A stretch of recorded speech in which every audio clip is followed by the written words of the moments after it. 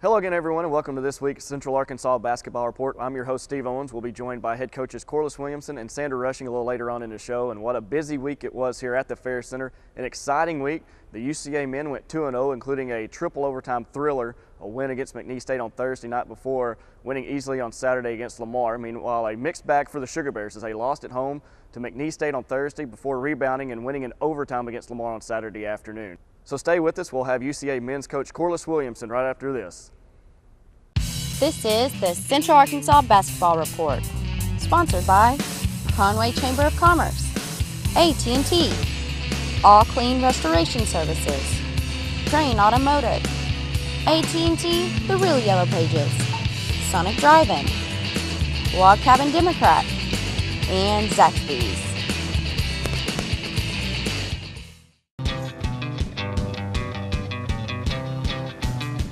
Whether it's mom's smartphone, dad's tablet, Lauren's smartphone, or Kevin's smartphone, AT&T makes it affordable for the whole family to share data on all their devices. With AT&T Mobile Share, you can add a tablet for $10 a month. AT&T. Rethink possible. Flooding happens. When it does, call All Clean Restoration, Arkansas's solution to disaster restoration, flooding, fire and smoke, tornado, and more. We are Arkansas's #1 restoration company, able to reverse the damage of any disaster, large or small, and get your home or business back to the way it should be. Tell your insurance company you prefer All Clean Restoration. All Clean Restoration, proudly serving all of Arkansas. Welcome back, and joining me now is UCA head men's basketball coach Corliss Williamson. And Coach, it was good to get back home at the start of a 4-game homestand, and what a way to start the homestand against McNeese State last Thursday night. Wow. After winning that game in Corpus Christi on Saturday, we had a talk with our team. We told them that in this 4-game stretch, we needed to win these games. And we thought the first game would be the very tough one, the toughest one for us. And who would have thought that we would have been in a triple overtime game? I mean, it was an exciting game, a great atmosphere for college basketball, and just happy we came out on the winning end. You talked about coming in, you thought McNeese might be the tough for at least the two opponents this week or this past week. What gave you that idea? I know they've been good the last few years, but they graduated a couple of star players. What was some of the things that they were going to give you problems with heading into the game? Well, they started really like 4 guards, and they really like to break you down off of dribble penetration, and that's one of the areas we kind of struggle with this year when you have a lot of quick guards because they take their time, they figure out who's got the mismatch, and then they try to attack. And we figured we'd have a few problems with that in this game. But also for me, I thought it was a mentality. After winning that game on Saturday, the guys were really excited, and they realized the goal that we had as far as winning 4 in a row at home. And I told them, just having that mentality of winning that first game, it was going to be tough for them to get up for it. As we roll the highlights, got back home, big crowd on hand, Greek night, so I know that was good for the guys to see, but kind of one of those things you've seen the last couple of weeks, and you may have alluded to it, of course, in practice as well, stumbled out of the gates a bit before you kind of got going and got back into the game. Yes, we did. We came out, we were kind of flat, no energy. It was kind of how we practiced the previous days leading up to the game. And I was a little disappointed. McNeese played some zone against us. We were a little stagnant with our offense and just couldn't get things going early. It seemed like in the first half, both teams really couldn't miss. They ended up shooting 53% in the first half. Your team shot 52%. That's some of that, maybe that kind of that lack of energy you talked about on the defensive end? Yes, it was. It was a lack of energy. They were able to get whatever shot they wanted in the first half. We continued to press and push the tempo. They were breaking us down in the full court, and we gave up quite a few layups early in the game. I know one thing that helped keep you in the game in the first half was the three-point shooting your team exhibited, 5 of 11 from behind the arc in the first half. Yes, we shot the ball well from the three-point line in the first half. I thought also we did a good job of making free throws. I think we shot 87.5% of free throws in the first half, and those are the things that gave us an opportunity to stay in the game. As you see that play there, it almost turned the basketball over, and that was kind of some of the sloppiness we had from practice. So it kind of typified what you were talking about coming out of the gate and the way they were kind of focused, didn't it? Yes, it did. You try to warn your guys about it, and of course, as a player, they don't believe you until they get out there on the court and see that you have to come to work every day and practice. But I was just glad our guys continued to fight. You know, Jordan Harks gave us the energy we needed. He was able to score a few times inside and give us a spark and keep us going. So I noticed you changed up your lineup a little bit going into the game as well. Yes, we have. You know, we like starting Anthony Borden and also Dado Barrete early in the game. We think they have an opportunity to affect the game at the beginning. And then in the second half, we bring two of our energy guys in to start, and that would be Jordan Harks and Deshaun McClure. And they've accepted these roles, and I think it's helped us as a team because we're able to get some energy starting the second half off. And I know that makes it a whole lot easier for you as a coach when everybody on both sides, starters and the bench players, know their role, they accept the roles, and they excel at it. And I know it gives you confidence putting them in any situation. Yes, it does. You know, and I think that's why we're playing better basketball right now. Everyone's understood their role, they accept it, and know what we're trying to accomplish, and we're trying to win games. And you see there Anthony Borden, who's played well for us the past 2 games, made a great pass. We talk about one of the guys coming off the bench, Linnell Brown, there with a full court layup, and that's just a testament to our hard work every day in practice when the guys do come in and work. This is kind of where things start getting fun. It was you were tied at halftime, 42-42. It's back and forth kind of a second half. And then the final minutes where things kind of get going back and forth where the fun starts picking up. I don't know. You can call it fun, but it was a heart attack for me. You know, just right here, you got Jarvis Garner knocking down a 3-point shot at the end of regulation to send it to overtime. I mean, the game was just back and forth all night long.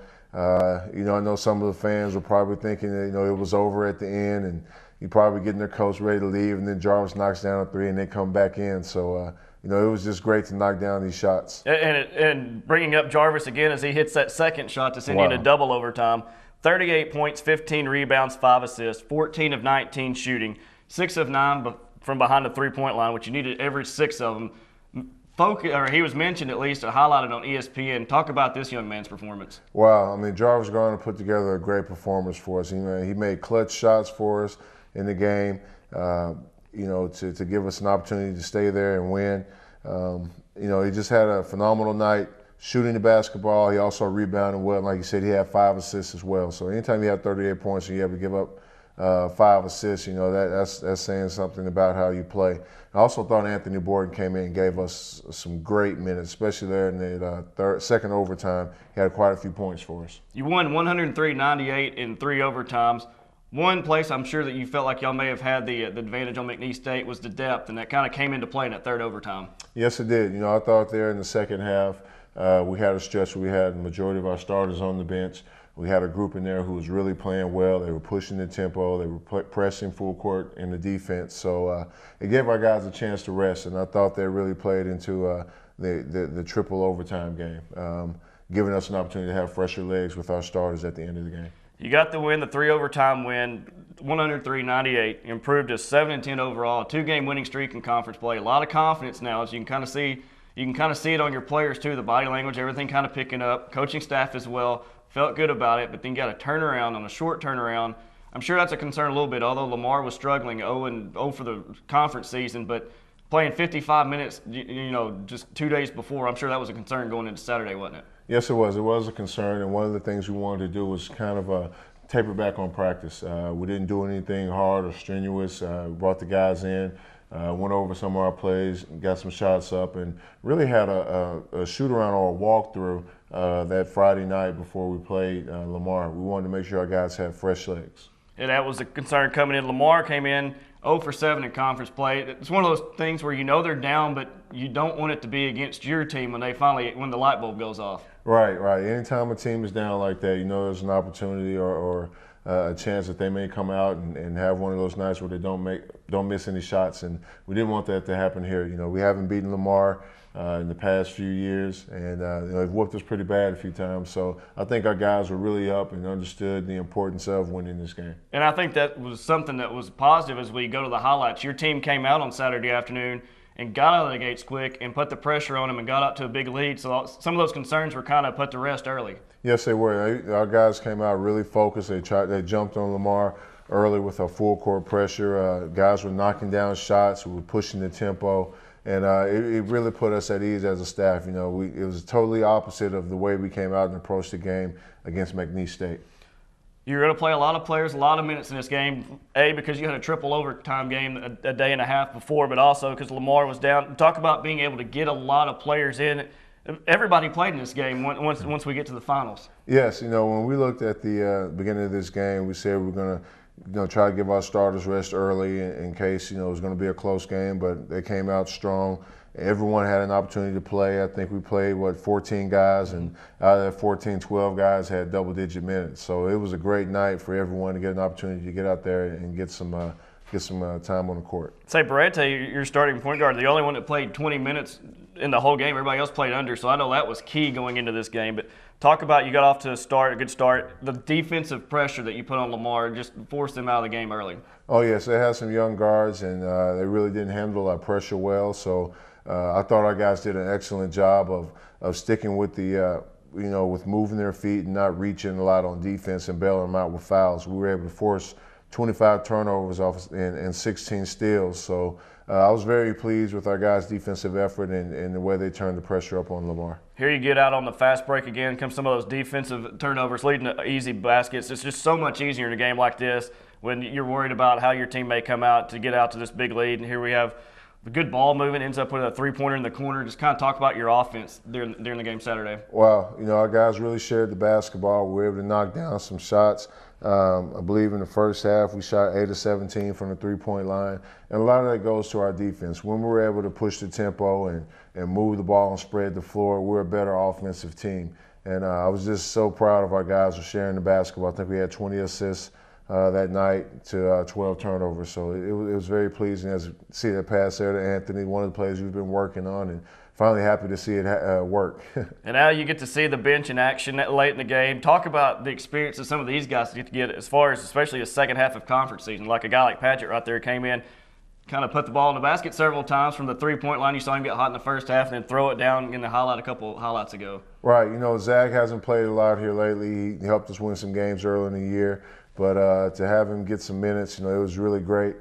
He stayed focused in practice, had a positive attitude, was able to come in and knock down some big shots for us. And as you saw there at the end of the highlight, Zan Ridley had an opportunity to run the floor and get a dunk. And I'm just proud of his progression, him and Sean Young. They've worked so hard this year. They haven't had the playing time, but they've come to practice and come to work every day. And I think in the midst of this three-game winning streak, we saw what we needed to see from your bench, or from your starters and your frontline players on the bench while the reserves are in, the excitement they had for them as they were getting positive results. Oh, yes. They understand that, these young men, they work hard every day just like the starters. And they've gone through all the conditioning programs, all the workouts that we've done this year. And I've been on them just as hard as I've been on the starters. So when they had an opportunity to play, I was very proud and pleased to see our upperclassmen, the people who play more of the minutes, really cheer them on and really enjoy seeing their teammates play. 88-59 win over Lamar. First ever win against Lamar. First ever three-game winning streak in Southland Conference play since we moved up 7 seasons ago. You're now 8-10 overall, 3-5 in league play, and it was good to do it in front of the home fans. They responded this week for your team, didn't they? Yes, they did. I mean, the crowd support was just excellent out there. You couldn't ask for a better atmosphere for college basketball, especially here in Central Arkansas. After that triple overtime game, there was a lot of people talking about, what was going on here, and then you have the women who had an overtime game on Saturday. So I think we're steadily building a strong foundation for our fan base, and we're looking forward to seeing more support. And now you got to carry it over to this week. 2 more tough games. Luckily, they're here at home. Kind of a revenge game, I would think. You take on Nicholls State on Thursday night, or I guess Southeastern Louisiana on Thursday night, and then Nicholls State on Saturday afternoon. 2 tough losses to start conference play on the road at both those places by 4 points apiece. Now you have LaQuinton Miles back as well. Kind of talk about the matchups this week. Both teams have been playing well. They're both 5-3 in conference play right now. So it's an opportunity. If we can take care of business this week, we can kind of even the score and move up in the middle part of our conference standings. It's going to be 2 tough games, though. Southeastern's always played us tough. Nicholls has always been a tough opponent. So I think our guys are really anxious to play these 2 teams after losing to them early in the year. and not having LaQuinton there. We feel like we have our full team back. We're hitting stride now where we're playing well together, and we're excited about our chances this week. So you definitely don't want to let this home court momentum go, do you? No, we don't. We really need to take advantage of having 4 games at home. If we can find a way to pull out and get these 2 wins, it's really going to set the tone for the rest of the season. Well, Coach, congratulations on a great week last week, 2-0, and good luck this week. Yeah, thanks, Steve. That's Coach Corliss Williamson joining us here on the show. When we come back, we'll have UCA Sugar Bear head coach Sandra Rushing joining us as we continue on to the Central Arkansas Basketball Report.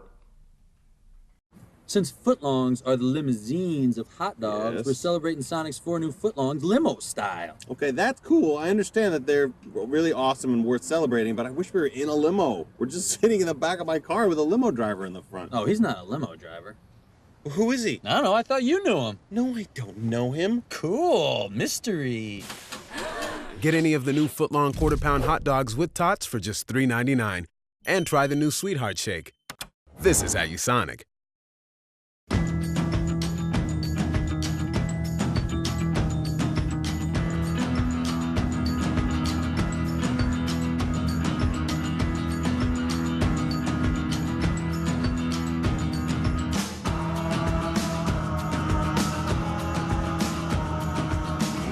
The real Yellow Pages, YP.com, and YP.com on your mobile. More ways to search, more ways to find. Only from AT&T. Welcome back, and now joining me this week is head Sugar Bear basketball coach Sandra Rushing, and started a 4-game homestand here at home, and unfortunately it kind of got off to a bad start Thursday night against McNeese State, the 2-time defending conference tournament champions. Steve, that was a tough game. I felt like we came out a little flat. We looked like our legs were a little, glued to the floor. But, McNeese played a great game, and we could never catch up. We gave up a lot of points in the paint, and, the Twins are tremendous. They're great players.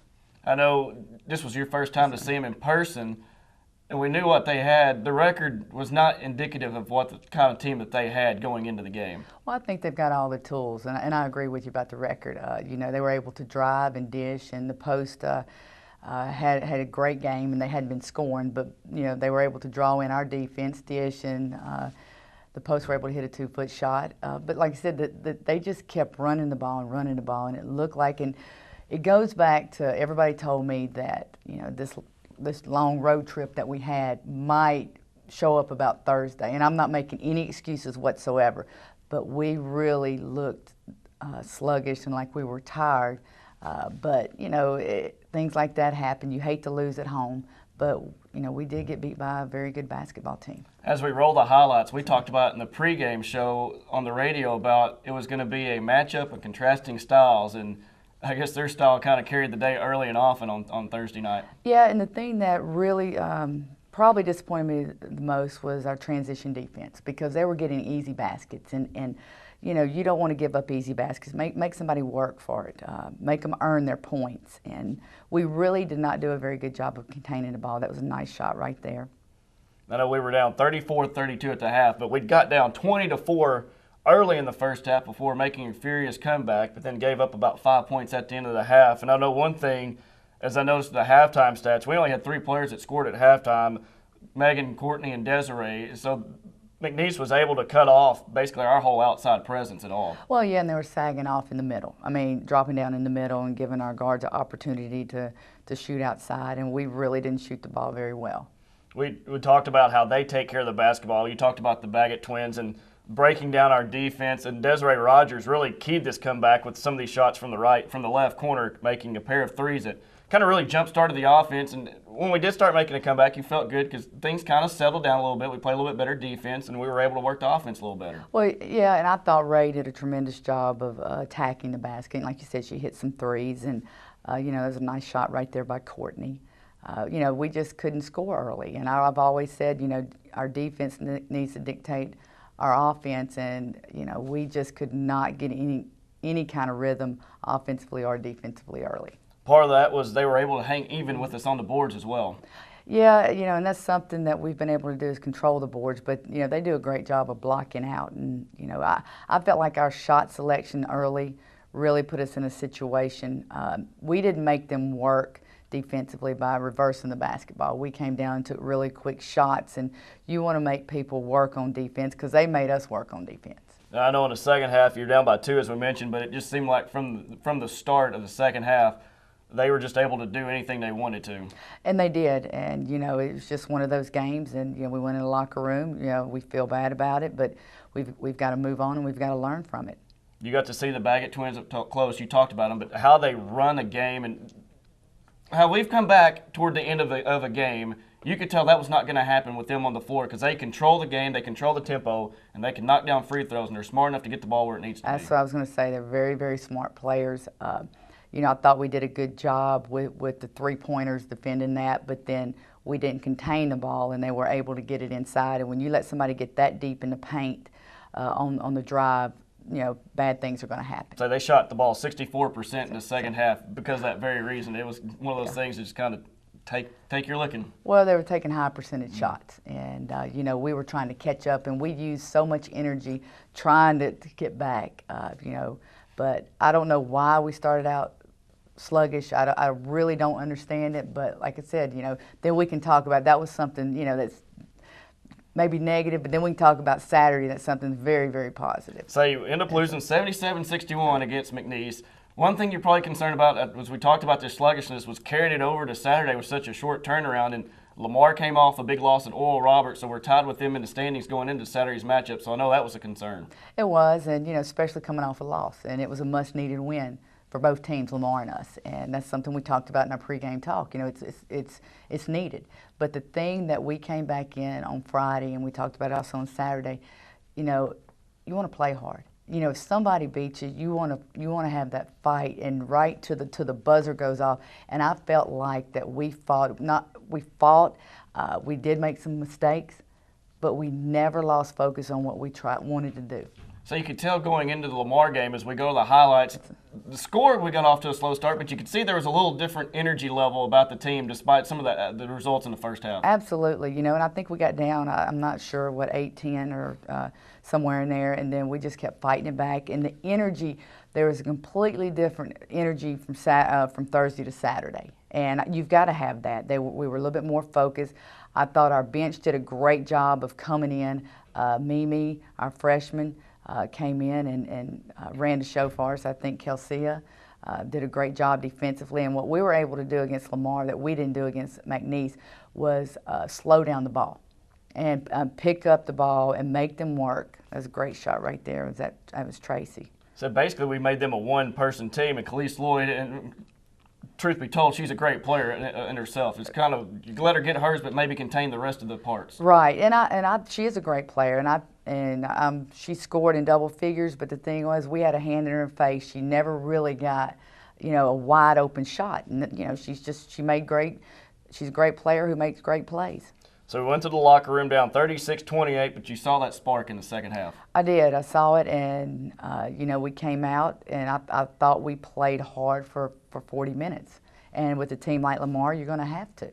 And I think it showed more of the defensive end. Once we started forcing them into turnovers and bad shots, we were controlling the boards, getting back, and the offense finally started clicking. Right, and I said 40 minutes. Well, actually, we put 45 minutes together there, and that was a big shot at the end of the ball game. Everybody was excited. Look at Courtney controlling the boards. So we out-rebounded them 49-32 for the game, but 21 offensive rebounds leading to 23 second-chance points, and that was key in the second half comeback, as well as that young lady, Brittany Gowans. Oh, that was huge. That was huge, and I thought we did a great job of, at the end of overtime, of shutting down the three-pointer, and that's something that happened to us earlier this year, and we're fortunate to win, but we went back and we jumped out, and we're going to give up a 2 instead of a 3. There's that shot right there. We're all holding our breath when it goes up, but that was wonderful. She knew what to do. That's smart basketball. No timeouts left. You've got to go to the hole. Yeah, good to be at home to get that home rim bounce too, wasn't it? Yes, and look at that move by Courtney. Great move. And in the second half, you could see we had them worn down, and we outscored them 10-5 in the second half, but getting shots inside the paint, knocking down free throws, which coincidentally enough, a missed free throw on the other end for Lamar led it to the opportunity for us to even have that chance for Brittany Gowans to tie it up. Right, and like I said, she had court awareness. She knew what we needed to do, and she's a senior, and she did it. And it was really exciting to see the maturity and knowing what to do on the floor.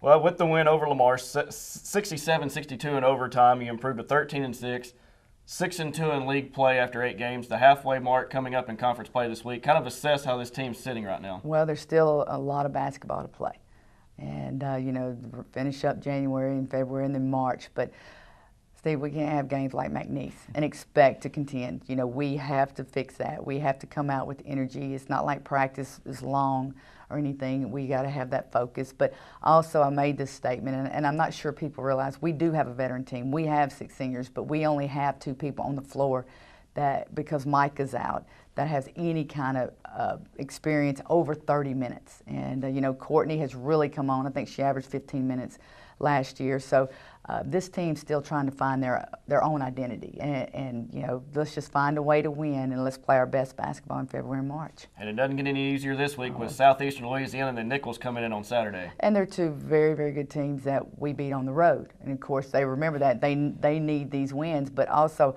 I don't want us to take them lightly just because we beat them. And because we're at home, we have to come out with the same energy that we had with Lamar. We have to understand the game plan. We have to control the boards, and the bench has to be ready. I think that was a good lesson we learned from Thursday to Saturday, is not to take this home court lightly. You hadn't lost here. We haven't lost here as a team, like 2.5 years or so. But it was good to see them respond after that disappointing loss. Absolutely, because the team could have just completely shut down, but it showed so much pride and character for them to come back and to play like they did and compete. And, that's all you want as a coach. You want your team to go out, play hard, and give it everything you've got, win, lose, or draw. Of course, I want to win. But, you want your players to fight every possession and fight for 40 minutes. Well, Coach, congratulations. Thank At least you. got that win on Saturday, Thank and you. then good luck this week. Appreciate it. Thank That's you. Coach Sandra Rushing of the UCA Sugar Bears. You'll have 2 chances to catch the Bears and Sugar Bears in action here at the Fair Center again this week. Thursday night, the Sugar Bears take on Southeastern Louisiana at 5:30 with the men's game to follow. And then Saturday afternoon, the Sugar Bears take on the Nicholls State Colonels at 2 o'clock with the men's game to follow. For head coaches Corliss Williamson and Sandra Rushing, my name's Steve Owens. Join us next week on the Central Arkansas Basketball Report.